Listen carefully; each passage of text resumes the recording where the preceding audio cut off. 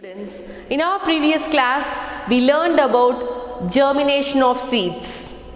That is, how a seed is growing stage by stage into a matured plant.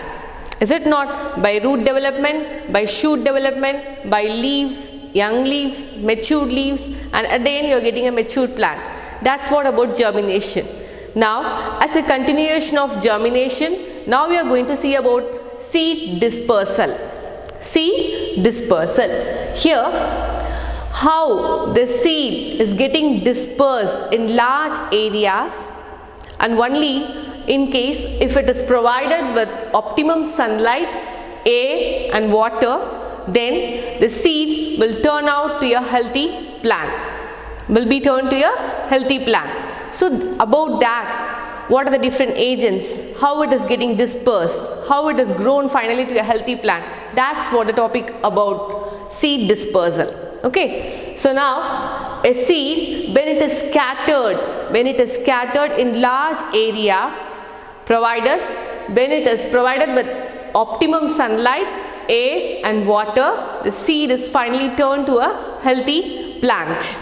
Okay, now a seed, this process, when a seed is scattered from parent plant,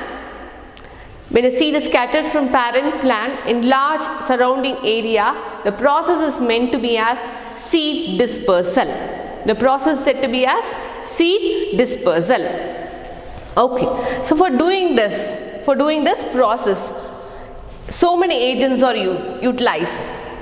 It might be wind or water or animals or explosion. It might be wind, water, animals or explosion. You are going to see everything in detail. What are the different wind, how it is actually utilized here to serve to disperse the seed, water, animals, what are examples about that we are going to see in detail. Then here, before entering into this topic, the seed size plays an important factor here. That is, based on the size only, it is just suited to disperse here. Seed size is an important factor to determine how a seed is dispersed. It might be lightweight or it might be heavy also. So based on that, agents are utilized so that it is dispersed and you are getting a new plant from the seed again. Okay, so we are going to see in detail about that. Yes students, now let us understand different methods of seed dispersal. First method is by wind.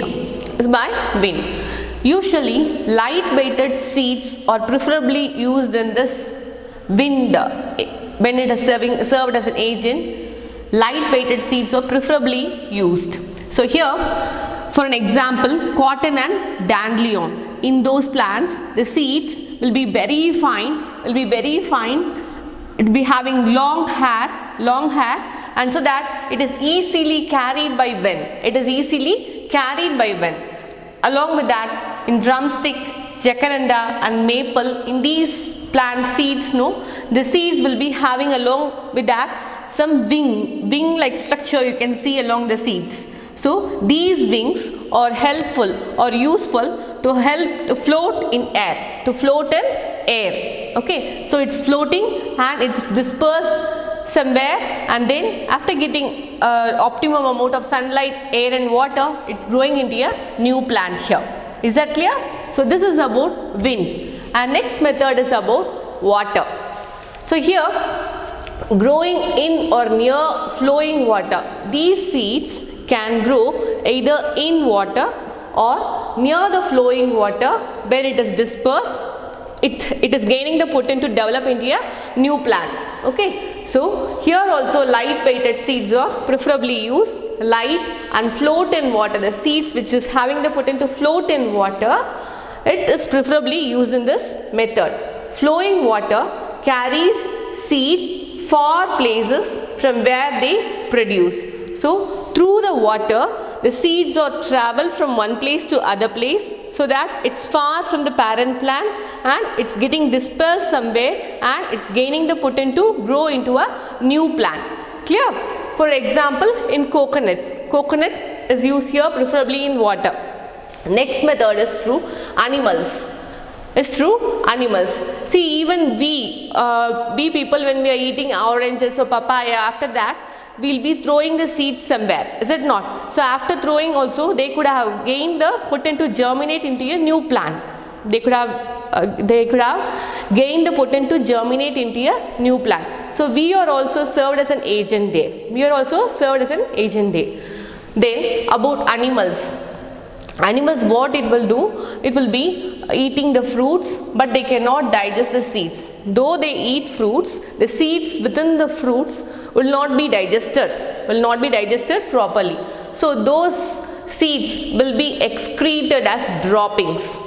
Those seeds will be excreted as droppings. Wherever it is moving, that might be done. Then through that droppings, again the seed is getting the potent to germinate far away, so that it's growing into a new plant. Clear? So through animal excretion also, as like in a form of droppings, again it's gaining the potent to grow into a new plant. For example, this is happening in xanthium. It is having hooks or spine-like structure. Spine-like structure, it's nothing but the leaves. The leaves area, surface area is in a reduced form, so that the transpiration is also maximum.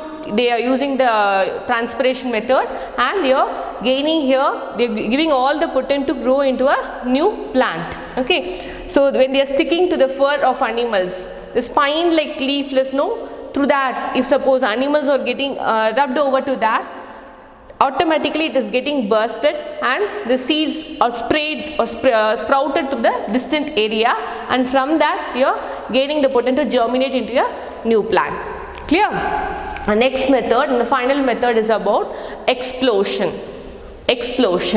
Okay, so here commonly pea plant, geranium, ghost poppy, balsam, so many we can tell as an example. Automatically after a time period it will burst open, because of the wind blow it will burst open. When it got matured also it will burst open, it ripens, the seed pops out, it gets scattered somewhere near to that, and it's gaining again the potent to germinate into a new plant. Clear? So these are the different methods of seed dispersal. Yes students, now many plants reproduce either by root, stem, leaves or spores. Okay, so they preferably use roots and stems and spores also. Okay, so we are going to see each and every part in detail, how it is utilized for reproduction. So in case of root, if you are taking root as an example, it could have happened in sweet potato, carrot. Okay, so in roots you can see the structure along with carrots, is it not? So what is happening if you are taking a root part?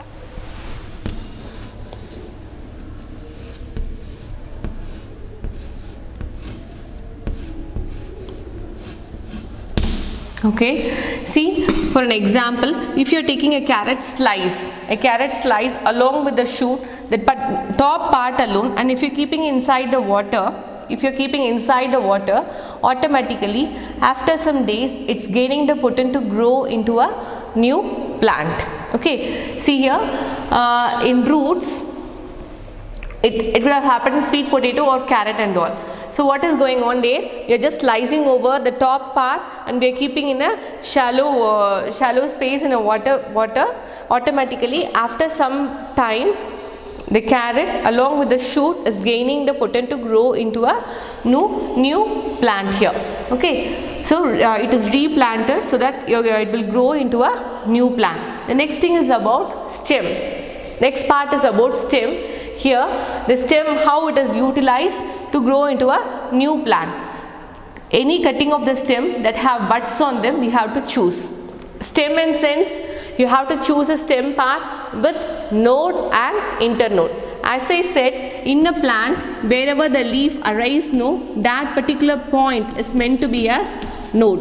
A leaf or a branch or a bud, wherever it arises from the stem, that part is said to be as node, and the portion in between two nodes is meant to be here as internode.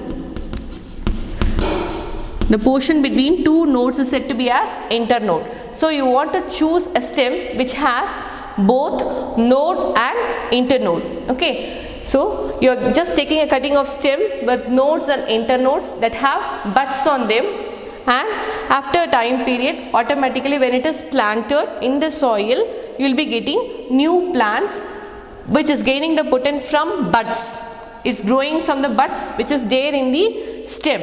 Okay, so for an example, this is happening in rose, bougainvillea, hibiscus, sugarcane, potato, onion and ginger. Potato, you can see tubers here in the stem.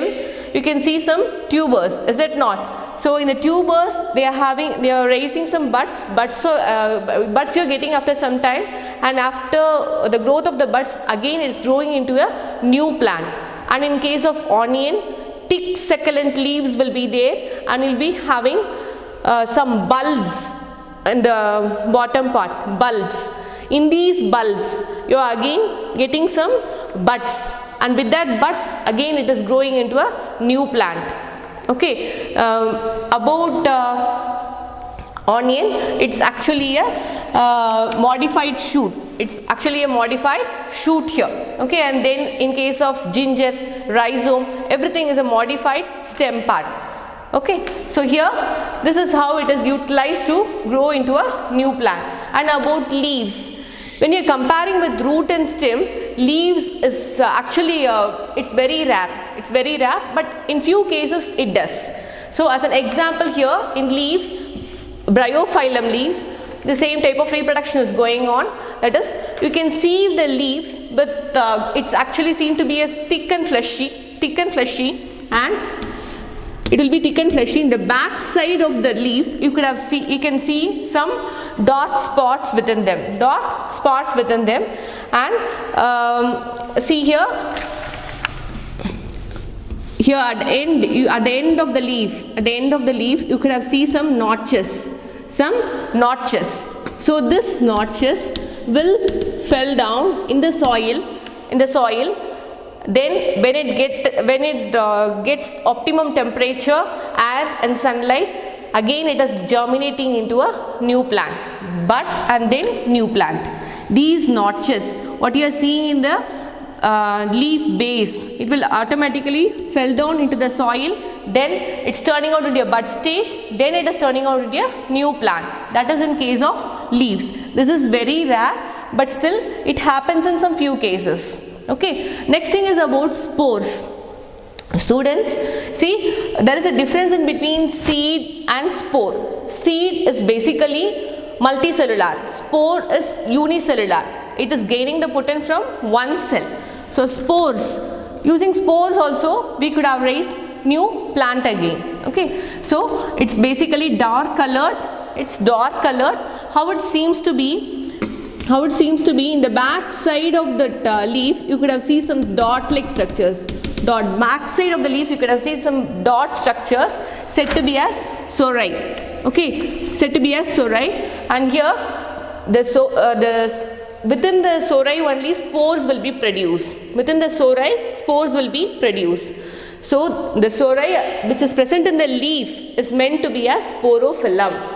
The sori which is present in the leaf is meant to be as sporophyllum. So what is going on here? With the sori, it happens in fungi and mushroom. Automatically it will give rise to a bud, and then it will give rise to a new plant here. So this is about spores. So this is how these parts are utilized to raise a new plantlet. Clear? Yes students, now we are going to learn about crops. Crops are nothing but the plants that we cultivate in large quantity. Whatever we are using for agriculture, medicine and for furniture, everything comes under crop. Okay, so we are going to see about that in detail. Crops are the plants that we cultivate in large quantity. So usually food and raw materials that like cloth, medicine and for timber, whatever the relevant plant we are using, that is meant to be here as crops. Okay, so the practice of growing large quantity of plant for food and other purpose is called agriculture.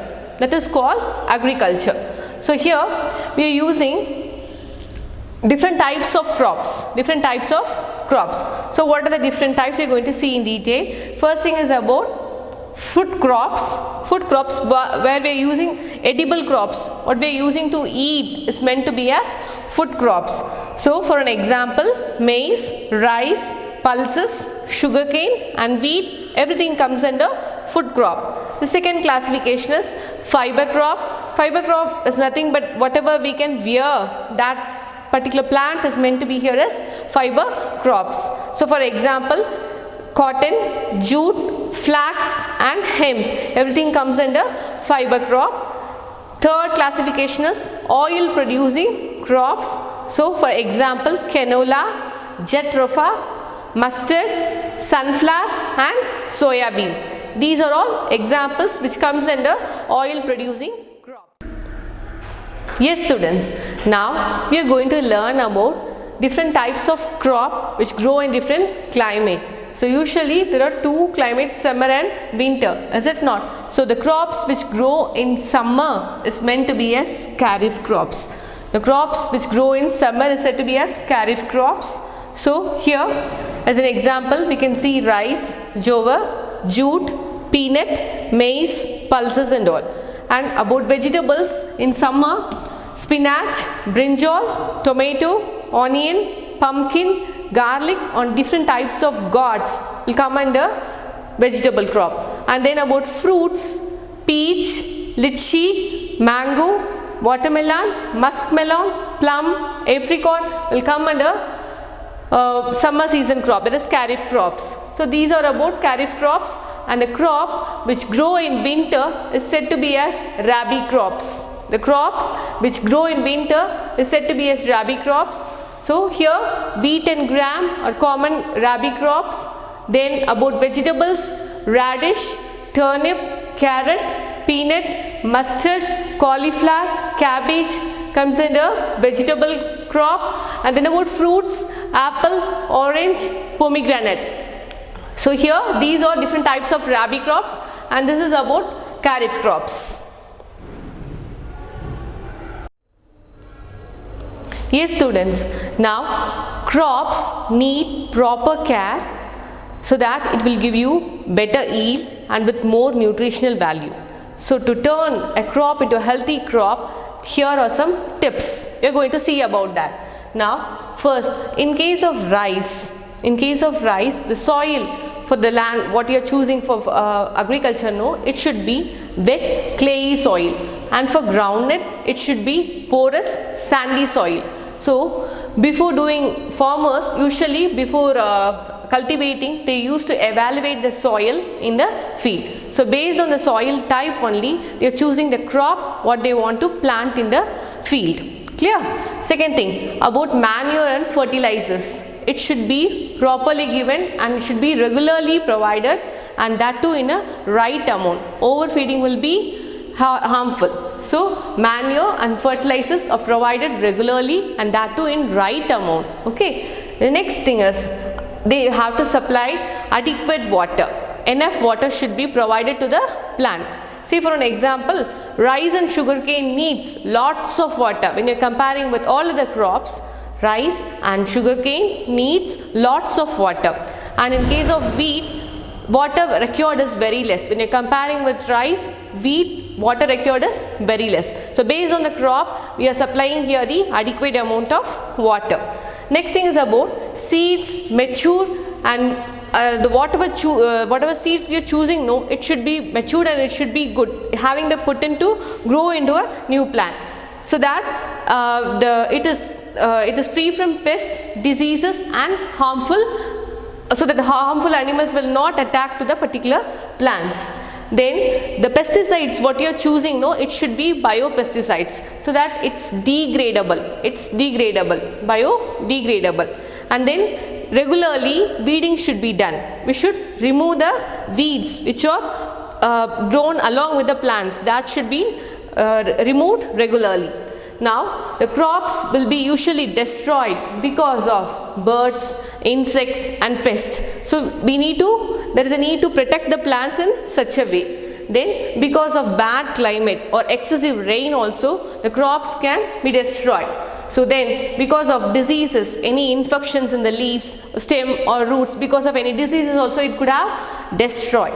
Then because of grazing, animals also it could have destroyed. So based on these facts, we should develop a protective environment so that the crops will give you more better yield. Okay, and then proper fencing should also be provided so that any animals cannot enter in and graze the crops and all. Clear? So these are different things regarding to get a healthy crop. Clear?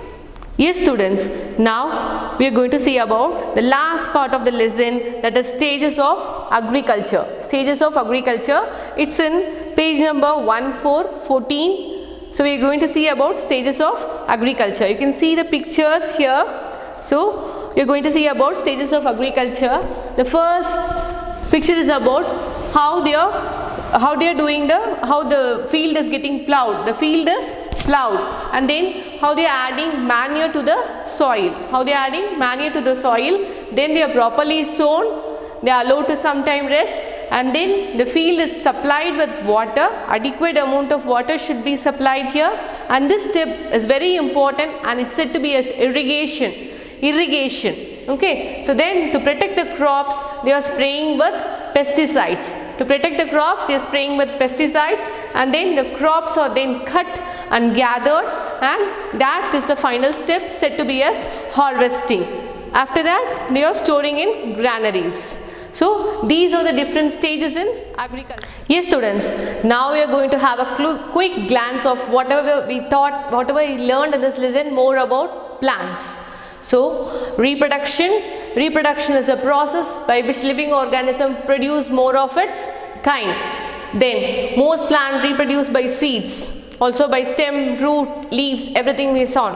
Is it not? About seed dispersal, it's nothing but a process by which seeds scattered away from the parent plant, and it's getting a potential to grow into a new individual. Then water, wind and animals are used here are different agents of dispersal. Then about how a seed is growing into a complete baby plant or seedling. The process is meant to be as germination.